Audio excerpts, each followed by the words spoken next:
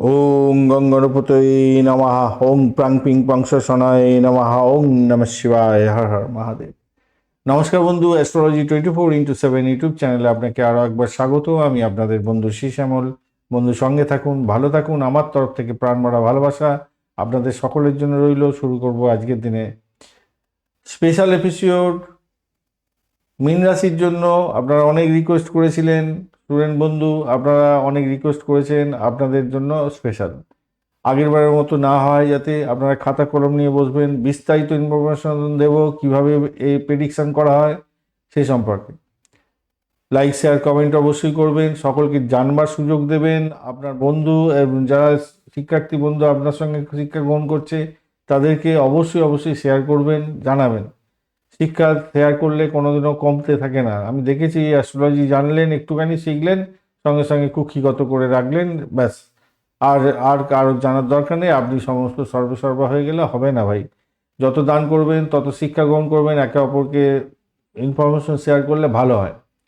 আর যে সমস্ত দর্শক বন্ধু শ্রোতা বন্ধু দেখেন তাদের ক্ষেত্রে বলবো আপনারা একটু চ্যানেলটি সাবস্ক্রাইব করবেন, মন্তব্য লিখবেন, আপনাদের কেমন লাগলো, কি উপকার পেলেন। আর চ্যানেলটি সাবস্ক্রাইব করে রাখলে ভালো হয়।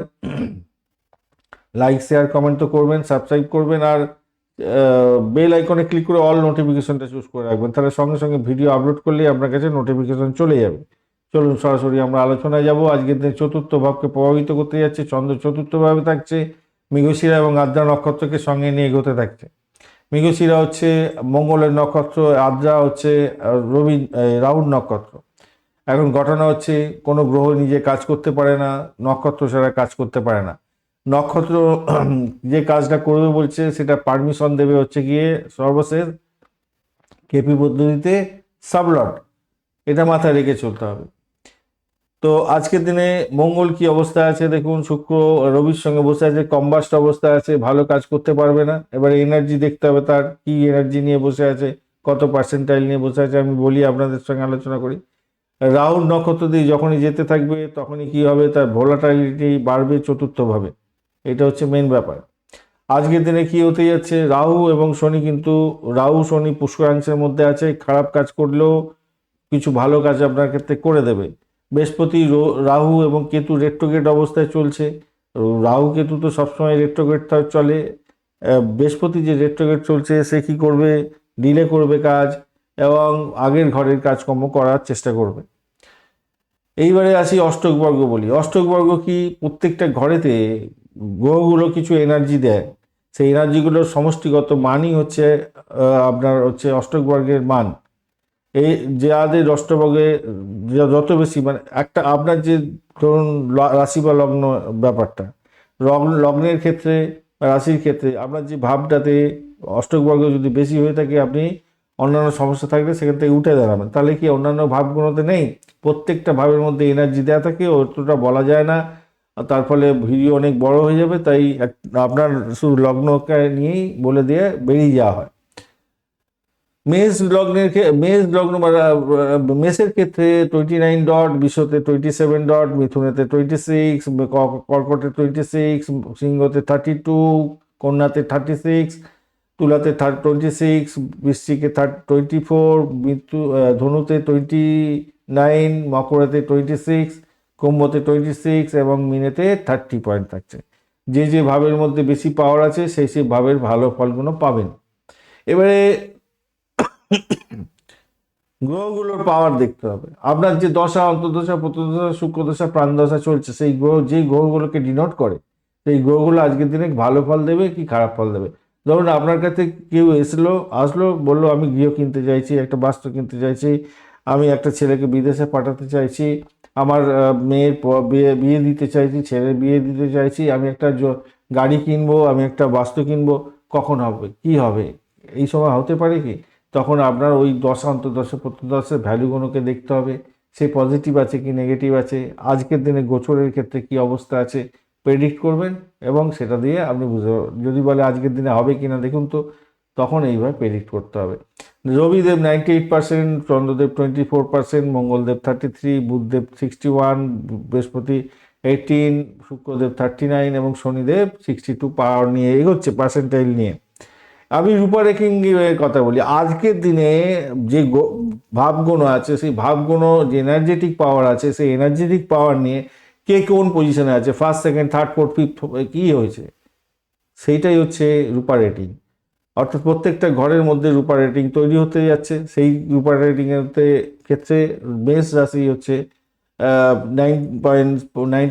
7.94, বৃশ্চিক রাশি 5.86, মিথুন রাশি 10.76, কর্কটে 5.69, সিংহেতে 5.18, কন্যায় 9.18, তুলায় 7.30, বৃশ্চিকে 7.30, ধনুতে 9.56, অনেকটা পাওয়ারফুল। মকরেতে 6.9, কুম্ভতে 4.80 এবং মীন রাশিতে 10.3। তাহলে 5-এর পরে যখন এনার্জি থাকবে তখন জানবেন সেটা অনেকটা বেটার হয়ে গেল। আর অষ্টক বর্গের ক্ষেত্রে 24-25-এর পর থেকেই অনেকটা বেশি এনার্জেটিক হয়ে যায়, ভালো হয়ে গেল। 50%-এর ওপরে যখন পার্সেন্টাইল হয়ে যায় কোনো গ্রহে, সেক্ষেত্রে সে পজিটিভ ভ্যালু দেয়। এইগুলো একটু ধরে রাখবেন। আজকের দিনে এবারে দেখতে হবে যে কোন কোন যোগ তৈরি হয়েছে, শুভ যোগ তৈরি হয়েছে কি অশুভ যোগ তৈরি হয়েছে। যদি অশুভ যোগ তৈরি হয় আজকের দিনে, সেই অশুভ যোগের ক্ষেত্রে কার্যকরী ভূমিকা পালন করবে না, সেই সমস্ত ফলগুলো হবে না। যদি ভালো থাকে তাহলে ভালো ফল বলবেন। সেটাই আজকের যেমন ধরুন মঙ্গল দোষ তৈরি আছে, শকট দোষ তৈরি আছে, শকট যোগ তৈরি আছে, শঙ্খ যোগ তৈরি আছে, গজকেশরী কেমোদ্যম দোষ তৈরি আছে, বঞ্চনা চোর ভীতি যোগ তৈরি দোষ তৈরি হয়ে আছে, 3টে দোষ বাজে হয়ে গেল। বাসি যোগ তৈরি আছে, সেটা ভালো হয়ে গেল। তাহলে ভালো যোগগুণও ভালো ফল দেবে, খারাপ যোগগুণও খারাপ ফল দেবে। দেখে নিতে হবে ওই দশা অন্তর্দশা প্রত্যন্তদশা চলছে যেটা ব্যক্তির, তার ক্ষেত্রে এই যোগগুণও তৈরি হয়েছে জন্য। যদি তৈরি হয়ে থাকে ভাসি যোগ তৈরি হয় ভালো হবে, কিন্তু বঞ্চনা চোর ভীতি তৈরি হলে তার চিটিং বাজে পাল্লা পড়ে গিয়ে আজকের দিনে অর্থ নাশ করে ফেলবে। যদি ফাটকাতে শেয়ার মার্কেটে যারা লটারিতে লাগাবে অর্থ, শেষ হয়ে যাবে আজকের দিনটা। বুঝতে পেরেছেন? মঙ্গল দোষ আছে আজকের দিনটা, সেক্ষেত্রে প্রবলেমেটিক জায়গা তৈরি হবে। পিতার থেকে অর্থ নিল, সে নিয়ে কিছু করতে গেল, ব্যাস সে ড্যামেজ হয়ে গেল, প্রবলেম হয়ে গেল। বুঝতে পেরেছেন? তো এইভাবে আমাদের বিচার বিশ্লেষণ করতে হবে। খাতা পেন নিয়ে নোট ডাউন করুন, আমি আরও বিস্তারিত চলে যাচ্ছি। এইবারে আমাদের দেখতে হবে আজকের দিনে কেপি সূত্রাবলী অনুযায়ী কী হবে, গোচর কী হবে, অষ্টক বর্গ এবং সদ্বল এবং যোগ বিশ্লেষণ করে একটা কংক্রিট জায়গা তৈরি করতে হবে আমাদের।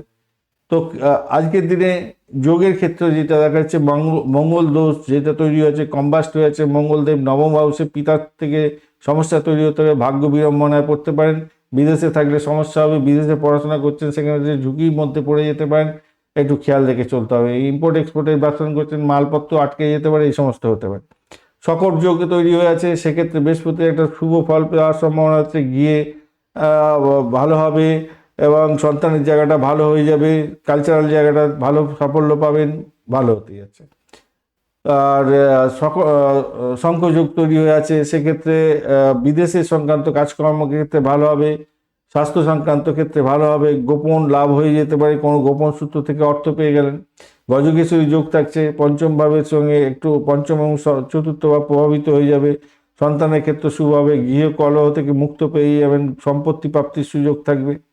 কেমোদ্রম যোগ তৈরি হয়ে আছে, সেখানে দেখুন চন্দ্রের আগের ঘরটাতে কোনো গ্রহ নেই, সেক্ষেত্রে কেমোদ্রম যোগ আপনার মানসিক চিন্তা বাড়িয়ে দেবে, কেননা চন্দ্র 28% পাওয়ার নিয়ে বসে আছে। বঞ্চনা চোর ভীতি যোগ তৈরি হয়েছে, দ্বাদশ ভাবেতে দশম ভাবে দৃষ্টি দিচ্ছে রাহু দ্বাদশ ভাব থেকে। তো সেক্ষেত্রে আমি বলবো চাকরির ক্ষেত্রে প্রতারণা হয়ে যেতে পারে, সমস্যা তৈরি হয়ে যাবে। বাসি যোগ তৈরি আছে অষ্টমে বুধ, এবং গোপন ক্ষেত্র থেকে কিছু প্রাপ্তি যোগ হতে পারে। আয়ের ক্ষেত্রে বিশেষভাবে ভালো হতে আছে। তন্ত্রমন্ত্র যন্ত্র নিয়ে যারা কাজকর্ম করেন, যারা রিসার্চ স্কলার আছেন, হাই স্টাডিজ করছেন, তাদের ক্ষেত্রে ভালো হয়ে যাবে। চতুর্থ ভাব গৃহ, মা, শিক্ষা, মানসিক শান্তিকে বোঝায়। মৃগশিরা নক্ষত্র দিয়ে যখন এগোতে থাকছে, এখানে দেখুন কম্বাস্ট অবস্থায় আছে, 8টা 48 মিনিট পর্যন্ত সময়টা এই সমস্ত ক্ষেত্রগুলোতে প্রভাবিত করবে, আপস অ্যান্ড ডাউন চলতে থাকবে।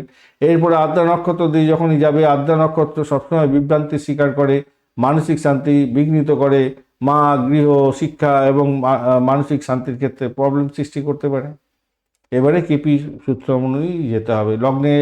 লগ্ন থেকে একদম আরম্ভ করে দ্বাদশ ভাব পর্যন্ত পরপর দেখতে হবে, রাশি বা লগ্ন থেকে। তো সেক্ষেত্রে দেখুন স্বাস্থ্যের ক্ষেত্রে, শরীরের ক্ষেত্রে দেখা যাচ্ছে মীন রাশি, সেখানে শনিদেব বসে আছে, বৃহস্পতির সাবলট দিয়ে যাচ্ছে, শনিদেব 62% পেয়ে এনার্জেটিক হয়ে আছে। হাড়ের ব্যথা, পেটের ব্যথা এগুলো দিতে পারে, বৃহস্পতিদেব কিন্তু আপনাকে সহযোগিতা করে বের করে দিয়ে যাবে। দ্বিতীয় ভাব অর্থভাব, পরিবার ভাব, সেক্ষেত্রে বুধ দৃষ্টি পড়ছে মেষটার মধ্যে, মঙ্গলের সাবলটে যাচ্ছে, সেক্ষেত্রে আপনার পারিবারিক শান্তি মোটামুটি ঠিকঠাক থাকছে, মোটামুটি খুব ভালো নয়, কেন কম্বাস্ট অবস্থা আছে। তৃতীয় ভাব সাহসের জায়গা, সেখানে তো দেখুন রবি, বৃহস্পতি এবং শুক্রদেব দৃষ্টি দিচ্ছে তুলা রাশি, শুক্রদেবের সাবলটে যাচ্ছে, সেক্ষেত্রে ভাই বোনের সাহায্য পাবেন, সাহস বাড়বে আপনার। চতুর্থ ভাব আপনার মা, গৃহ, শিক্ষা, সেখানেতে দেখুন বুধের সাবলটে দিয়ে যাচ্ছে, চন্দ্র নিজে আচ্ছা বুধের সাবলট দিয়ে যাচ্ছে, গৃহ শান্তি থাকবে, মায়ের স্বাস্থ্য ভালো যাবে।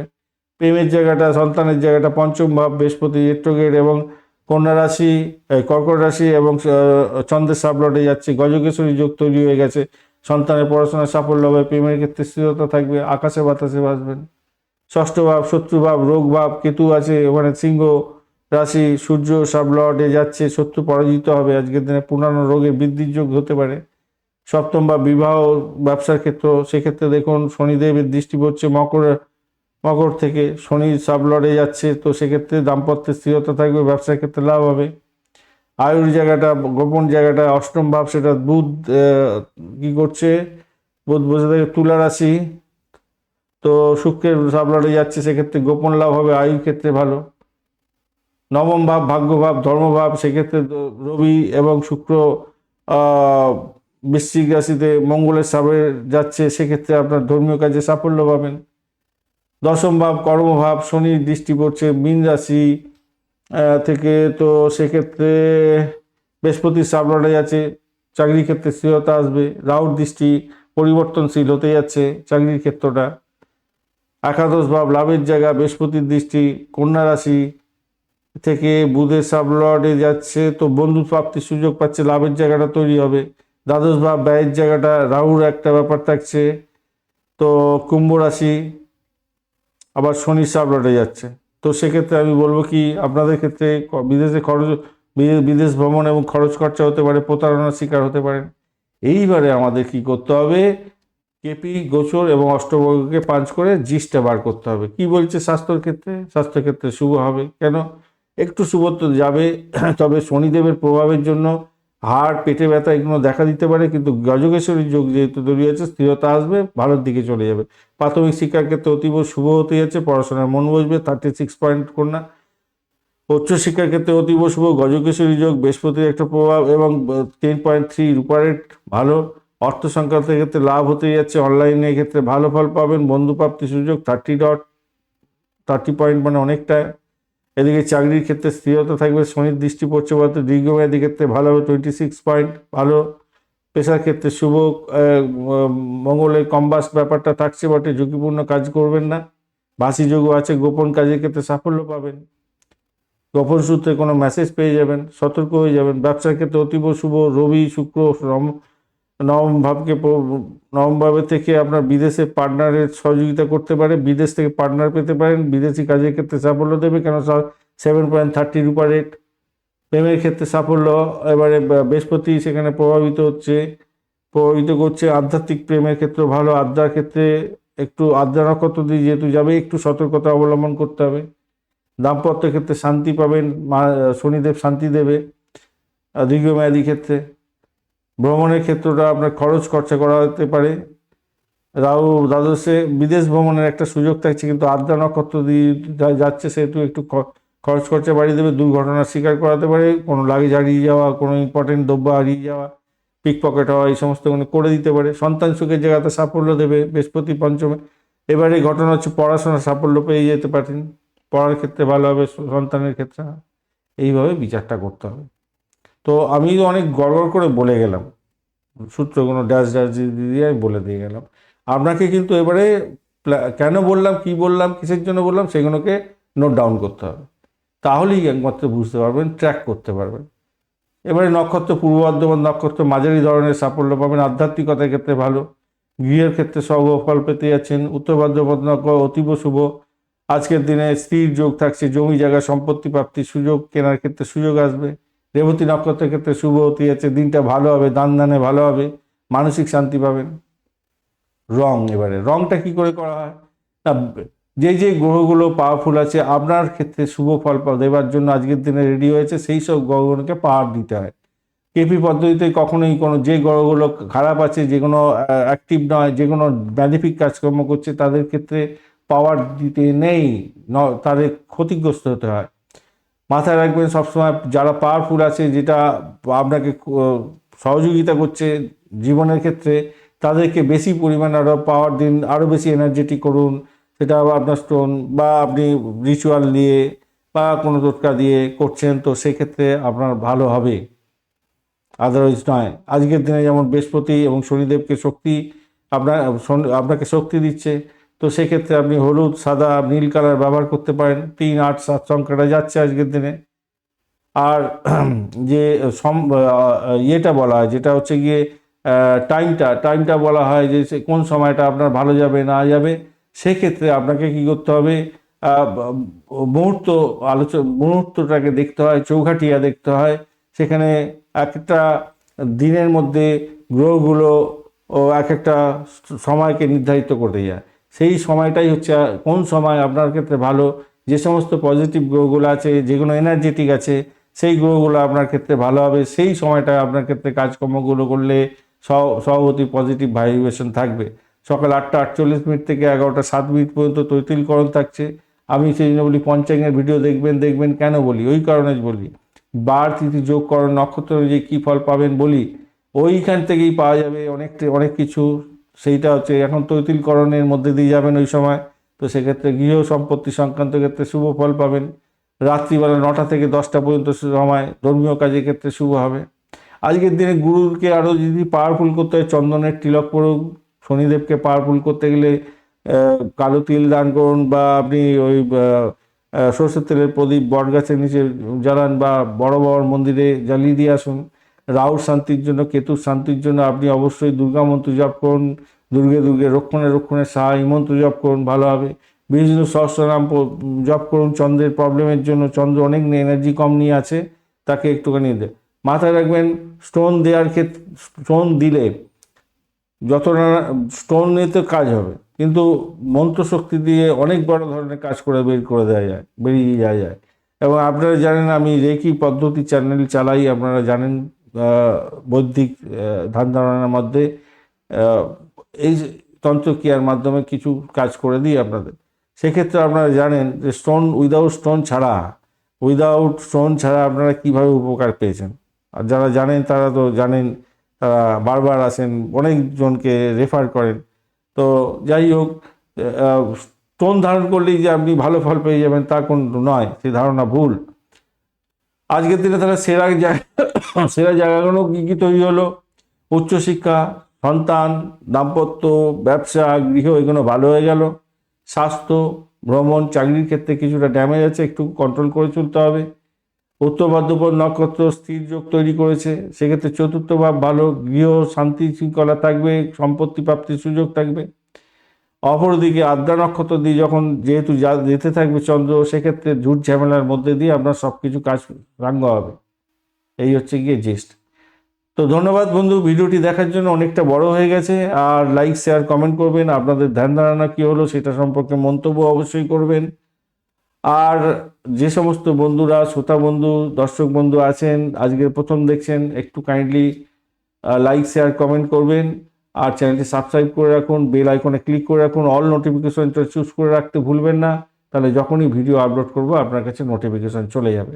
বন্ধু, সঙ্গে থাকুন, ভালো থাকুন।